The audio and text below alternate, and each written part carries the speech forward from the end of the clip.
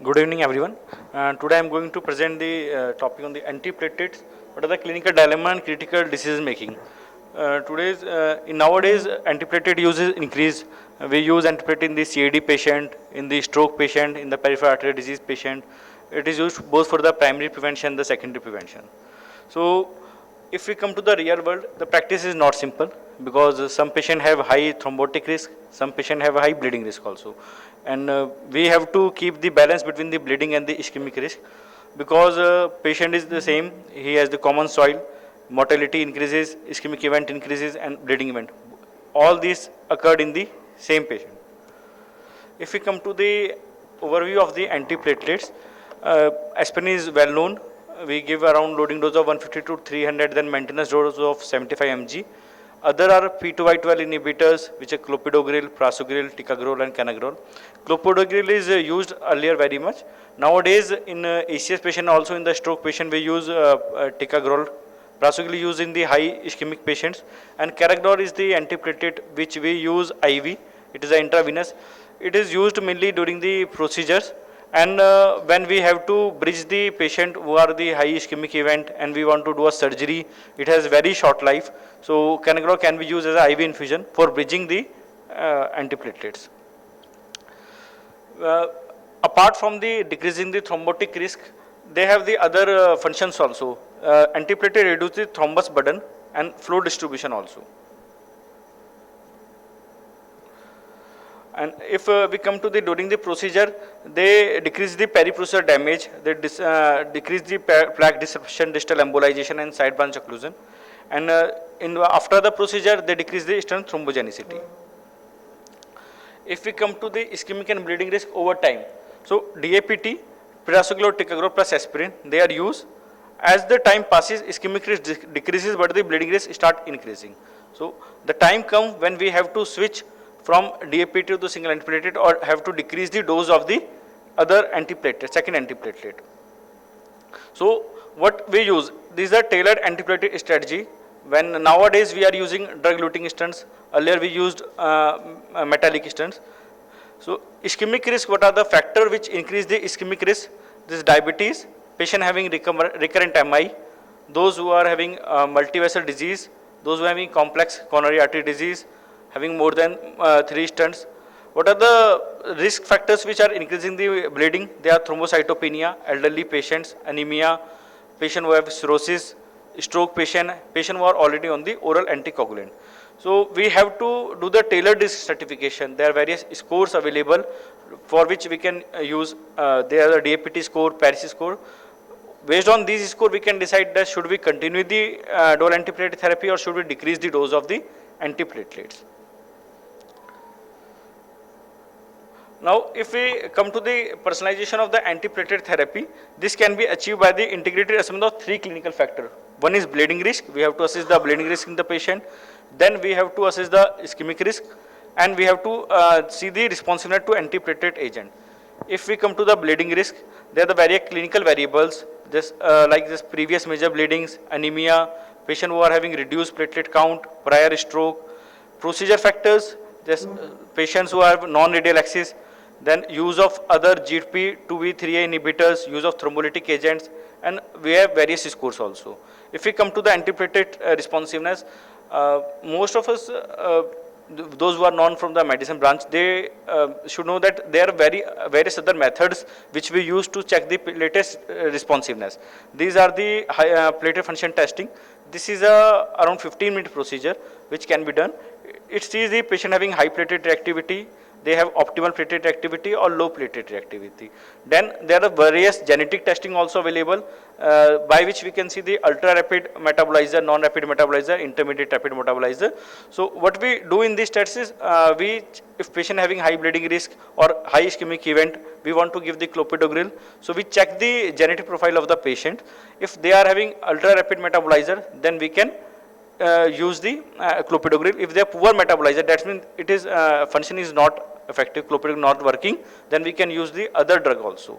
So due to which patient benefited because of clopidogrel has less bleeding risk event.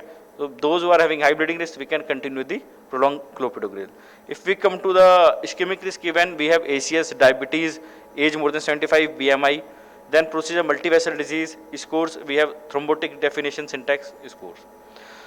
I worked in this lot, clopidogrel acute coronary syndrome, around 500 patients we have took, in which we check the genetic profile of the patients and the platelet function test. Same were published in the various journal also. So we do the pharmacogenetic evaluation of CYP2, C19 allele, for which we see the clopidogrel response in the ACS patient in India. Because outside studies were done, but in India it is not done. So we have took around 500 patients. What we have found in this study is that those patients who have low platelet reactivity, and those who have, we can check, this study was done to see the collaboration between the platelet function testing and the genetic testing. So those who are having high platelet reactivity and they are poor metabolizer, so we can correlate the test, and basically this study was for that only, and we can see the in ACS patient clopidogrel resistance was around 54%. That's why we are using nowadays other drug, ticagrelor and prasugrel. So now come to the real world practice. What are the critical decisions we have to take in our daily day-to-day practice? So one common scenario which occur in today's practice is management of antiplatelet therapy in the cancer patients or those patients who are having thrombocytopenia. We classify this is according to cancer criteria. So this is, we classify the thrombocytopenia in the 4 grade, below 1 lakh, 1 lakh to 75,000, 75 to 50,000 and 50 to 25,000, less than 25,000. Less than 25,000 patients are in the grade 4, we have to stop the antiplatelets. Even the single antiplatelet therapy we have to stop it. If platelet count is more than 1 lakh, we should continue the dual antiplatelet therapy, and we should use the avoid NSAIDs, use proton pump inhibitor, control other modifiable risk factor. If between grade 1, we can continue low dose aspiration. If patient is having grade 2 thrombocytopenia, we can continue the low dose aspirin or clopidogrel in the absence of other major bleeding risk factors. If patient is having grade 3 thrombocytopenia, it is between 50 to 25,000. Then we can withhold the single antiplatelet unless major multiple cardiovascular risk factors are present or patient having bleeding risk factors. This we patient who are having ACS and post PCI patient are having thrombocytopenia, then in the grade 1 we can DAPT with the aspirin and clopidogrel can be continued for the 6 months in the ACS patient, and for the 3-month patient who are having chronic stable angina, we should avoid the ticagrelor or prasugrel in these category of patient. If patient having platelet count between 75 to 50,000, then we can DAPT with aspirin, then 75 to 50,000 we can continue DAPT in ACS patient for the 6 months. If it is below 50,000, only single antiplatelet therapy. If less than 25,000, we should avoid any intervention in this type of the patient for the below 25,000. If we come to the anticoagulation also, because most of the cancer patients, they can develop the DVT, they can have the pulmonary embolism also, and they can develop the AF. Many patients who are post-valvular patients, they can also develop the later on cancer. So if a patient is having grade 1, grade 2 thrombocytopenia, we can continue the therapeutic dose of the anticoagulation. Comes to the grade 3, if patient having high thrombotic risk and stable thrombocytopenia, then we can switch the patient for the low molecular weight heparin. In the grade 4, if it is catheter associated DVT, then we should remove the clot. Otherwise, we should stop the anticoagulation. Now, this is the antiplatelet therapy modulation strategy. How should we modulate the antiplatelet? If we have to de-escalate of the aspiration antiplatelet therapy, or should we escalate? So, if we come to the example 1 of the de-escalation, if patient is having on the aspirin and the prasugrel, then what we can do? We can do is shift the patient from prasugrel to clopidogrel, shift prasugrel 10 mg to prasugrel 5 mg. This we can do, or we can continue with the aspirin or the prasugrel. If patient is having on the aspirin and ticagrelor, we can continue the patient on the aspirin and switch ticagrelor to clopidogrel. Other thing is we can decrease the dose of ticagrelor from 90 mg to the 60 mg. If we have to escalate the dose of antiplatelet therapy, then patient is having on the aspirin and clopidogrel, we can increase the dose of the clopidogrel also to the 150 mg, or we can switch the clopidogrel to prasugrel and the ticagrelor. So this is how should we continue the antiplatelet therapy, and how for how much time we should give the DAPT. Nowadays, in the ACS patient who have having ST elevation MI or non-ST elevation MI, then routine antiplatelet pre-treatment is given. Aspirin class 1 recommended. Then P2Y inhibitor is class 3 in primary PCI. We give the ticagrelor or the prasugrel is preferred over the clopidogrel. Then patient undergoing the invasive coronary angiography, ACS prasugrel ticagrelor is recommended. Clopidogrel is not recommended because its resistance is seen that it has increased. Proceeding to PCI, prasugrel is preferred over the ticagrelor. Then come to the default strategy. For the 12-month, we give the combination, and after the 12-month, we give the single antiplatelet strategy. This is for the default strategy. Then we come to the score which we have seen, DAPT score and other scores. If patient is having high ischemic risk, we can prolong the DAPT. So alternative to the default strategy of 12-month, if patient is having high bleeding risk, then we can abbreviate the dual antiplatelet therapy. Within the 1 month, even we can patient is having very high bleeding risk, then we can within 1 month, after 1 month we should switch from DAPT to single antiplatelet therapy. Clopidogrel can also be given in these cases, patient having high bleeding risk. If patient is having, otherwise what we can do is from aspirin prasugrel to we can switch off the clopidogrel. Patient with ACS and those who have indication for the oral anticoagulation, what is the default strategies? These type of patient, there is who are having atrial fibrillation and they are undergoing the percutaneous coronary intervention, or they are having a stroke, or they are having some other indication for the oral anticoagulation. So for the up to 1 week, triple anti-thrombotic therapy is recommended. One is oral anticoagulant, preferred is Novak, and then the dual antiplatelet therapy. Then up to the 1 week to the 6 month, dual antithrombotic therapy is preferred. Oral anticoagulation plus the single antiplatelet therapy. After 6 months, class 1 is we can continue the patient on the dual antithrombotic therapy. Class 2 is we can continue the patient on the single oral anticoagulant, not the antiplatelet. And beyond 12 months, we can continue the oral anticoagulation. If we have to reduce the ischemic strategy, patient who are having high ischemic risk, in this type of patient, we can continue the triple antithrombotic therapy up to the 1 month. Then dual antithrombotic therapy. Patients who are having chronic stable angina undergoing PCI and have indication for the oral anticoagulation, in this type of patient also 6 months of dual antiplatelet therapy is recommended. This is the default strategy.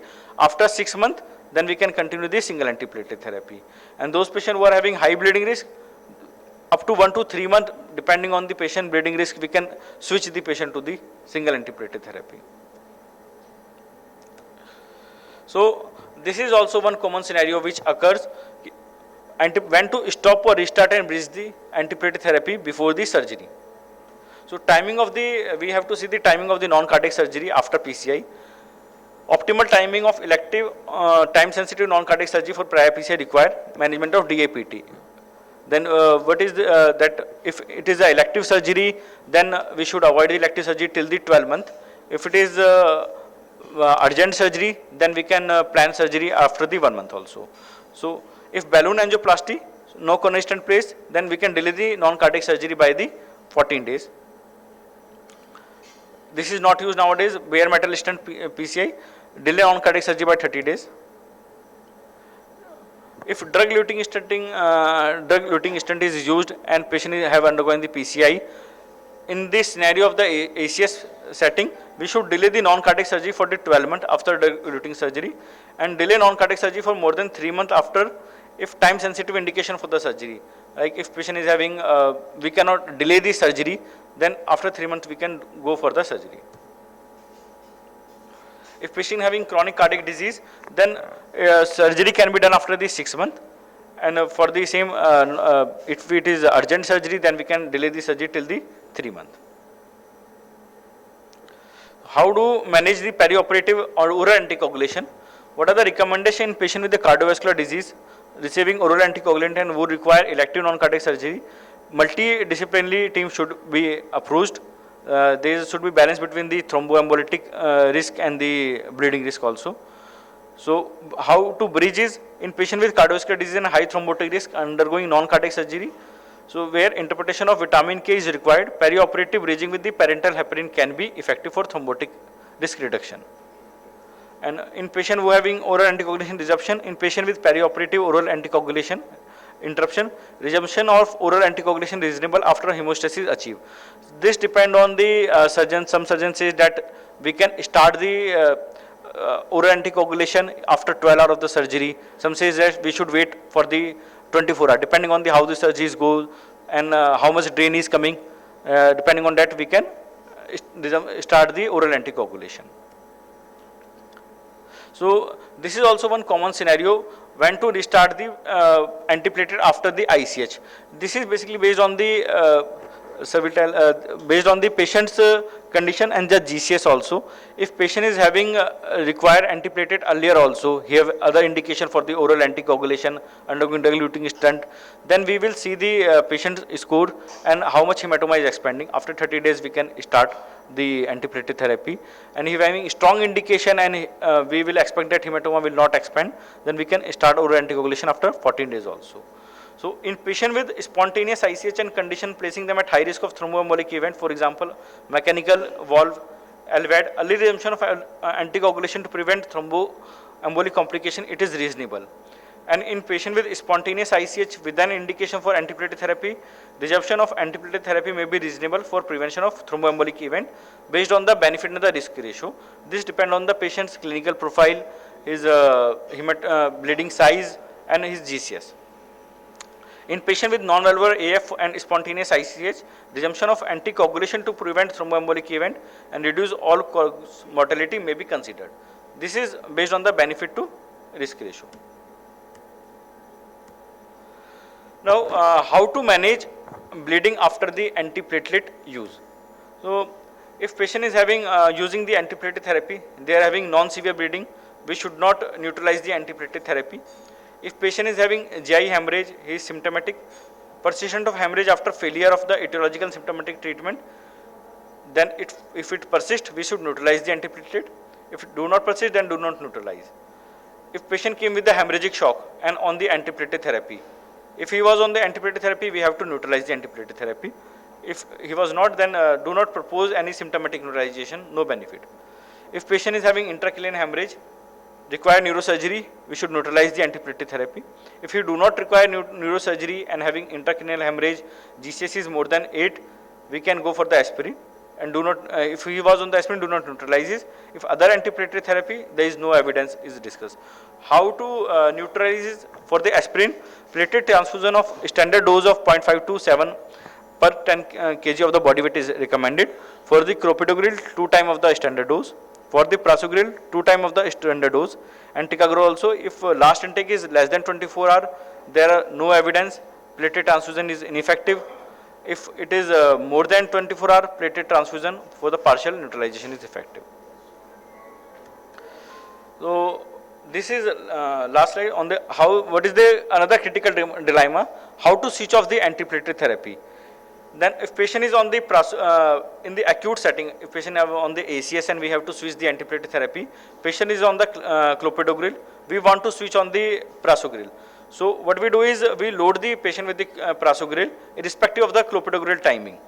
And if we want to switch from the prasugrel to clopidogrel, we should load the patient with the clopidogrel after 24 hours. Similarly, if patient is on the clopidogrel and in the ACS setting we want to switch from the to the ticagrelor, then we should load the ticagrelor with the 180 mg irrespective of the timing. Similarly, if ticagrelor to clopidogrel in the ACS setting, we should load the patient with the clopidogrel after the 24 hours. And if you want to switch from the prasugrel to ticagrelor, loading dose of ticagrelor 180 mg is given after the last 24 hours after last dose of prasugrel. And if ticagrelor to prasugrel, similarly loading dose of prasugrel 60 mg is given 24 hours after last ticagrelor dose. But if we come to the chronic setting, we want to load the patient, switch the patient from clopidogrel to prasugrel. No need to load the patient, just we can give the maintenance dose of the 10 mg after 24 hours of the dose. And if we want to switch from prasugrel to clopidogrel, we can give the maintenance dose of 75 mg. From clopidogrel to ticagrelor, we can give the only maintenance dose. And if we are switching from ticagrelor to clopidogrel, we should load the patient with the 600 mg. But between the prasugrel to ticagrelor, if patient we are switching from prasugrel to ticagrelor in the chronic setting, we can give the maintenance dose of 90 mg BD after 24 hours. and from ticagrelor to prasugrel we have to load the patient with the prasugrel.